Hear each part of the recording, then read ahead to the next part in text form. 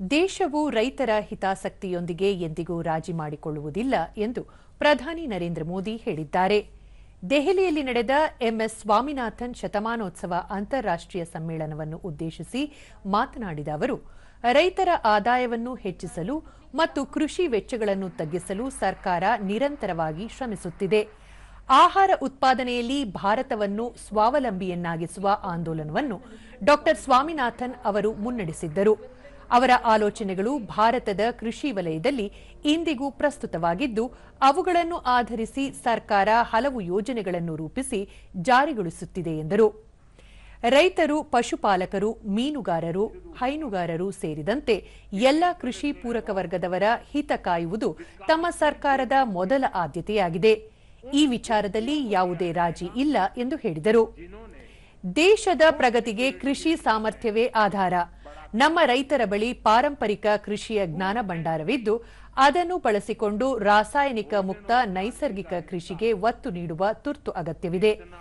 ಆಹಾರ ಭದ್ರತೆ ಜೊತೆಗೆ ಪೌಷ್ಟಿಕ ಭದ್ರತೆಗೂ ಒತ್ತು ನೀಡಬೇಕಾಗಿದೆ. ಆ ನಿಟ್ಟಿನಲ್ಲಿ ಕೃಷಿ ವಿಜ್ಞಾನಿಗಳು ಕಾರ್ಯೋನ್ಮುಖವಾಗಿ ಇದೀಗ ಎಲ್ಲ ಹವಾಮಾನಗಳನ್ನು ಎದುರಿಸುವಂತಹ ಸಾಮರ್ಥ್ಯವಿರುವ ತಳಿಗಳನ್ನು ಅಭಿವೃದ್ಧಿಪಡಿಸಲಾಗುತ್ತಿದೆ. ರೈತರು ಅವುಗಳನ್ನು ಬಳಕೆ ಮಾಡಿಕೊಳ್ಳಬೇಕು ಎಂದು ಕರೆ ನೀಡಿದರು.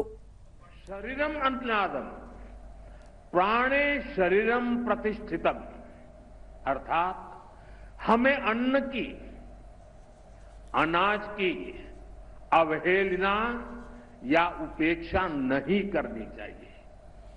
प्राण अर्थात जीवन अन्न ही है. इसलिए साथियों, अगर अन्न का संकट पैदा होता है तो जीवन का संकट पैदा होता है, और जब हजारों लाखों लोग के जीवन का संकट बढ़ता है तो वैश्विक अशांति भी स्वाभाविक है.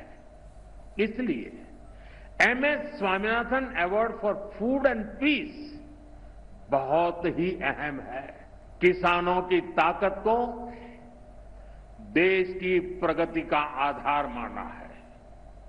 इसलिए बीते वर्षों में जो नीतियां बनी, उनमें सिर्फ मदद नहीं की, किसानों में भरोसा बढ़ाने का प्रयास भी था.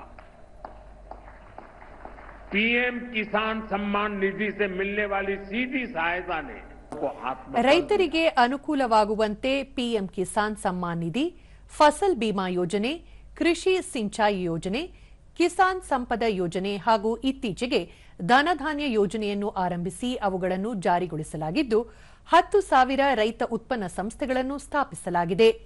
ಆ ಮೂಲಕ ಗ್ರಾಮೀಣ ಅರ್ಥವ್ಯವಸ್ಥೆಗೆ ಹೊಸ ವೇಗ ನೀಡಲಾಗಿದೆ ಎಂದು ಪ್ರಧಾನಿ ಹೇಳಿದರು. ಪ್ರೊಫೆಸರ್ ಎಂಎಸ್ ಸ್ವಾಮಿನಾಥನ್ ಅವರನ್ನು ತಾವು ಭೇಟಿಯಾಗಿದ್ದು, ಅದೊಂದು ಅಮೂಲ್ಯವಾದ ಕಲಿಕಾ ಅನುಭವವಾಗಿತ್ತು. ಕೃಷಿ ವಿಜ್ಞಾನದಲ್ಲಿ ಅವರ ಪರಿವರ್ತನಾತ್ಮಕ ಕಾರ್ಯವನ್ನು ಇಂದಿಗೂ ವ್ಯಾಪಕವಾಗಿ ಮೆಚ್ಚಲಾಗುತ್ತಿದೆ.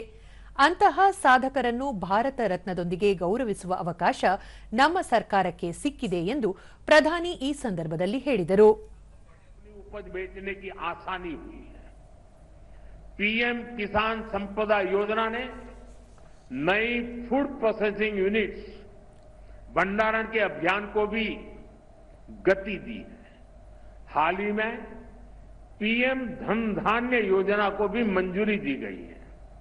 इसके तहत उन को चुना गया है जहां खेती पिछड़ी रही, यहां सुविधाएं पहुंचाकर किसानों को आर्थिक मदद देकर खेती में नया भरोसा पैदा किया जा रहा है. इस दिशा में प्रधानमंत्री जी के नेतृत्व में ಕೇಂದ್ರ ಕೃಷಿ ಸಚಿವ ಶಿವರಾಜ್ ಸಿಂಗ್ ಚೌಹಾಣ್, ಪ್ರಧಾನಿ ನರೇಂದ್ರ ಮೋದಿ ಅವರ ನೇತೃತ್ವದಲ್ಲಿ ದೇಶಾದ್ಯಂತ ಸುಮಾರು 80 ಕೋಟಿ ಜನರಿಗೆ ಉಚಿತ ಪಡಿತರವನ್ನು ನೀಡಲಾಗುತ್ತಿದೆ. ಸೋಯಾಬೀನ್, ಕಡಲೆಕಾಳು, ಎಳ್ಳು, ಸಾಸಿವೆ ಸೇರಿದಂತೆ ಆಯ್ದ ಧಾನ್ಯಗಳ ಉತ್ಪಾದನೆಯನ್ನು ಹೆಚ್ಚಿಸಲು ಅಗತ್ಯ ಕ್ರಮ ಕೈಗೊಳ್ಳಲಾಗುತ್ತಿದೆ. ರಾಷ್ಟ್ರೀಯ ನೈಸರ್ಗಿಕ ಕೃಷಿ ಮಿಷನ್ ರೂಪಿಸುವಲ್ಲಿ ಸರ್ಕಾರ ವೇಗವಾಗಿ ಕಾರ್ಯನಿರ್ವಹಿಸುತ್ತಿದೆ. ಮುಂದಿನ ಪೀಳಿಗೆಗೆ ಅನುಕೂಲವಾಗುವಂತೆ ಭೂಮಿಯ ಫಲವತ್ತತೆಯನ್ನು ಉಳಿಸಿಕೊಳ್ಳಲು ವೈಜ್ಞಾನಿಕ ದೃಷ್ಟಿಕೋನವನ್ನು ಹೊಂದಲಾಗಿದೆ ಎಂದು ಹೇಳಿದರು. एवरग्रीन रेवोल्यूशन वो भी ध्यान में रखना है. मित्रों, प्रधानमंत्री जी के नेतृत्व में एक प्राकृतिक कृषि मिशन लॉन्च हुआ है और उस पर हम तेजी के साथ काम कर रहे हैं, इसलिए कि ये धरती आने वाली पीढ़ियों के लिए भी अन्न, फल और सब्जी उपजाती रहे। आज हमारे लिए कि भारत के यशस्वी प्रधानमंत्री, भारत के शिल्पकार, the architect of present professor MS Swaminathan ಅವರ ಪುತ್ರಿ ಸೌಮ್ಯ ಸ್ವಾಮಿನಾಥನ್ ಅವರು ಇದೇ ಸಂದರ್ಭದಲ್ಲಿ ಪ್ರಧಾನಿ ಅವರಿಗೆ ಶುಭ ಕೋರಿದರು.